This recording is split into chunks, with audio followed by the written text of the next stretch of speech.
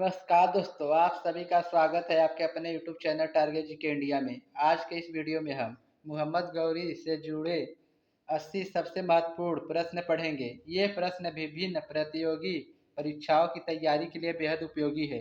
हर प्रश्न का उत्तर देने के लिए आपको कुछ सेकेंड का समय मिलेगा। उसके बाद मैं सही उत्तर बताऊंगा। अपना स्कोर जरूर गिनते चलिए और वीडियो को अंत तक देखिए। तो चलिए बिना किसी देरी के शुरू करते हैं। आज का पहला प्रश्न, मोहम्मद गौरी का पूरा नाम क्या था? और इस प्रश्न का सही उत्तर है शिहाबुद्दीन मोहम्मद गौरी। अब बढ़ते हैं अगले प्रश्न की ओर। मोहम्मद गौरी किस वंश से संबंधित था? और इस प्रश्न का सही उत्तर है गौर वंश से। अब बढ़ते हैं अगले प्रश्न की ओर।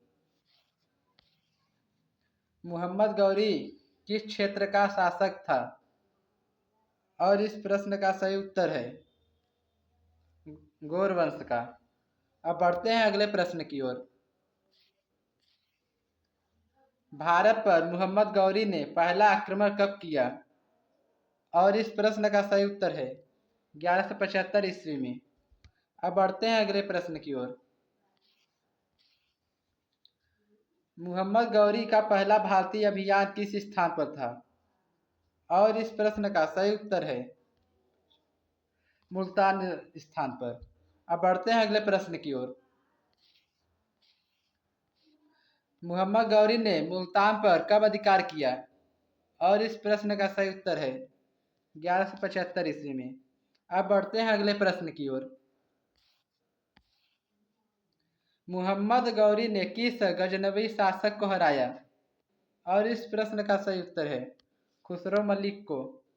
अब बढ़ते हैं अगले प्रश्न की ओर। लाहौर पर मोहम्मद गौरी का अधिकार कब हुआ? और इस प्रश्न का सही उत्तर है 1186 ईस्वी में। अब दोस्तों बढ़ते हैं अगले प्रश्न की ओर। प्रथम तराइन युद्ध कब हुआ? और इस प्रश्न का सही उत्तर है 1191 ईस्वी में। अब बढ़ते हैं अगले प्रश्न की ओर। प्रथम तराइन युद्ध में मोहम्मद गौरी को किसने हराया? और इस प्रश्न का सही उत्तर है पृथ्वीराज चौहान। अब बढ़ते हैं अगले प्रश्न की ओर। द्वितीय तराइन युद्ध कब हुआ? और इस प्रश्न का सही उत्तर है 1192 ईस्वी में। अब बढ़ते हैं अगले प्रश्न की ओर। द्वितीय तराइन युद्ध में विजेता कौन था? और इस प्रश्न का सही उत्तर है मोहम्मद गौरी। अब बढ़ते हैं अगले प्रश्न की ओर। द्वितीय तराइन युद्ध के बाद दिल्ली का शासन किसे सौंपा गया? और इस प्रश्न का सही उत्तर है कुतुबुद्दीन ऐबक को। अब बढ़ते हैं अगले प्रश्न की ओर। चंदावर का युद्ध किसके बीच हुआ? और इस प्रश्न का सही उत्तर है गौरी और जयचंद के बीच। अब बढ़ते हैं अगले प्रश्न की ओर। चंदावर का युद्ध कब हुआ? और इस प्रश्न का सही उत्तर है 1194 ईस्वी में। अब बढ़ते हैं अगले प्रश्न की ओर। चंदावर के युद्ध में किसकी हार हुई? और इस प्रश्न का सही उत्तर है जयचंद की हार हुई। अब बढ़ते हैं अगले प्रश्न की ओर। मोहम्मद गौरी का सबसे विश्वसनीय सेनापति कौन था? और इस प्रश्न का सही उत्तर है कुतुबुद्दीन ऐबक। अब बढ़ते हैं अगले प्रश्न की ओर। मोहम्मद गौरी की मृत्यु कब हुई? और इस प्रश्न का सही उत्तर है 1206 ईस्वी में। अब बढ़ते हैं अगले प्रश्न की ओर। मोहम्मद गौरी की हत्या कहाँ हुई? और इस प्रश्न का सही उत्तर है दमयक में। अब बढ़ते हैं अगले प्रश्न की ओर। मोहम्मद गौरी की हत्या किसने की? और इस प्रश्न का सही उत्तर है खोखरों ने। अब बढ़ते हैं अगले प्रश्न की ओर। गौरी के बाद भारत में किसने सत्ता संभाली? और इस प्रश्न का सही उत्तर है कुतुबुद्दीन ऐबक ने। अब बढ़ते हैं अगले प्रश्न की ओर। गौरी की मृत्यु के बाद किस वंश की स्थापना हुई? और इस प्रश्न का सही उत्तर है गुलाम वंश का। अब बढ़ते हैं अगले प्रश्न की ओर। गौरी ने गुजरात पर किसके शासनकाल में आक्रमण किया? और इस प्रश्न का सही उत्तर है भीमदेव प्रथम के द्वितीय के शासनकाल में। अब बढ़ते हैं अगले प्रश्न की ओर। गुजरात अभियान में गौरी को किसने हराया? और इस प्रश्न का सही उत्तर है भीमदेव द्वितीय ने। अब बढ़ते हैं अगले प्रश्न की ओर। गौरी ने दिल्ली पर अधिकार किस युद्ध के बाद किया? और इस प्रश्न का सही उत्तर है द्वितीय तराइन युद्ध के बाद। अब बढ़ते हैं अगले प्रश्न की ओर। गौरी ने किस धर्म का पालन किया? और इस प्रश्न का सही उत्तर है इस्लाम धर्म का। अब बढ़ते हैं अगले प्रश्न की ओर। गौरी का मुख्य उद्देश्य क्या था? और इस प्रश्न का सही उत्तर है भारत में राज्य विस्तार करना। अब बढ़ते हैं अगले प्रश्न की ओर। गौरी की राजधानी कहाँ थी? और इस प्रश्न का सही उत्तर है गौर में, ऑप्शन ए। अब बढ़ते हैं अगले प्रश्न की ओर।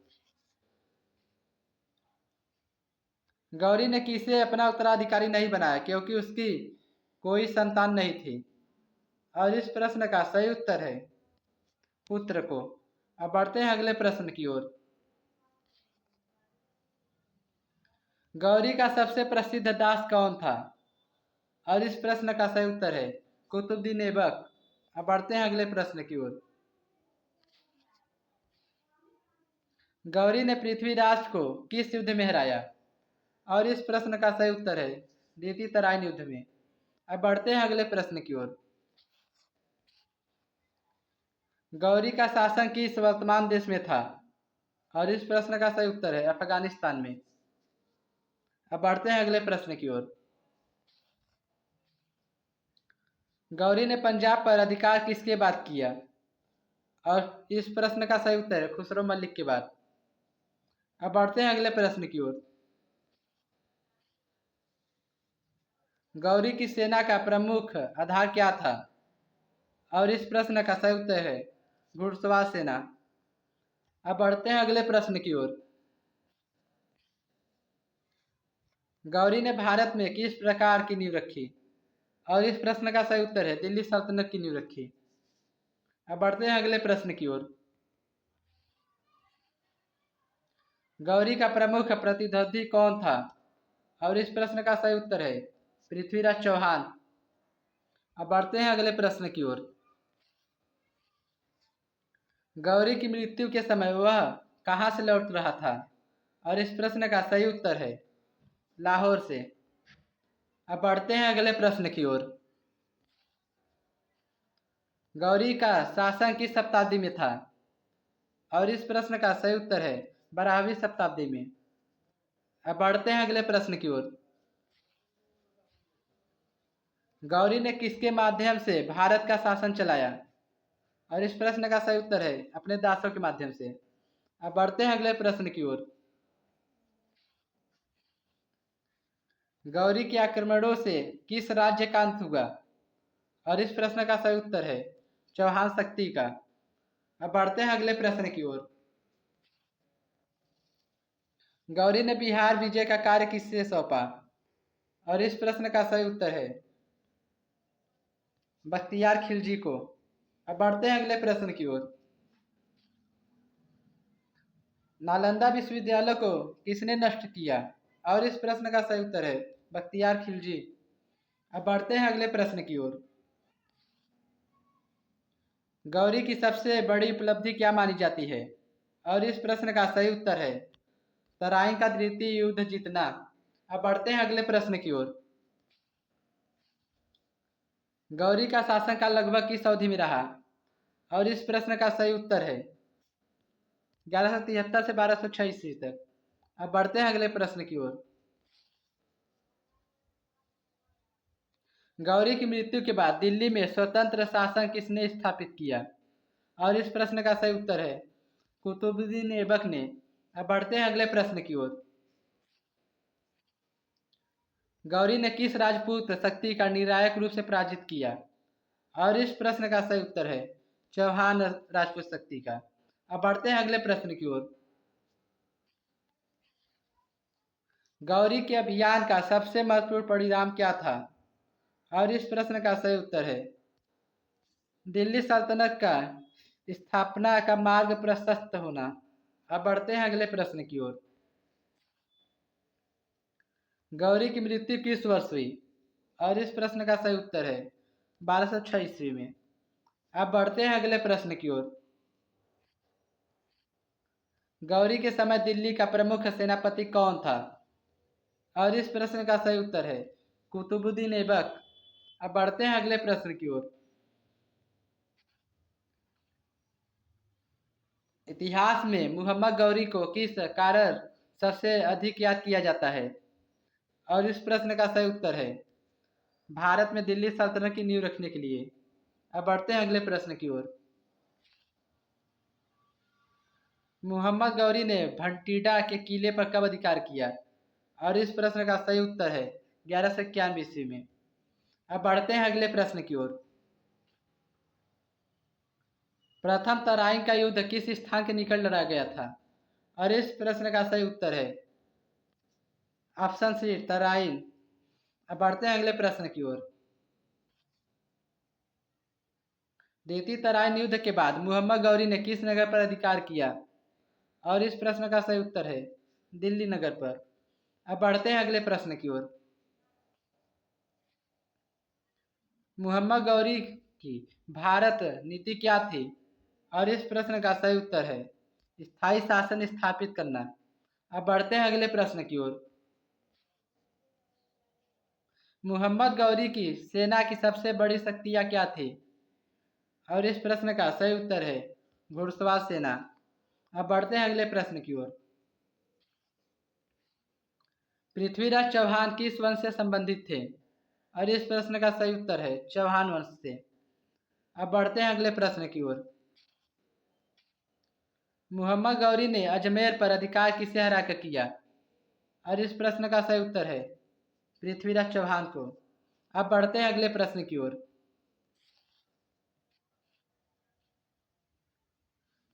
मुहम्मद गौरी मुहम्मद गौरी का सबसे विश्वसनीय सेनापति कौन था? और इस प्रश्न का सही उत्तर है कुतुबुद्दीन ऐबक। अब बढ़ते हैं अगले प्रश्न की ओर।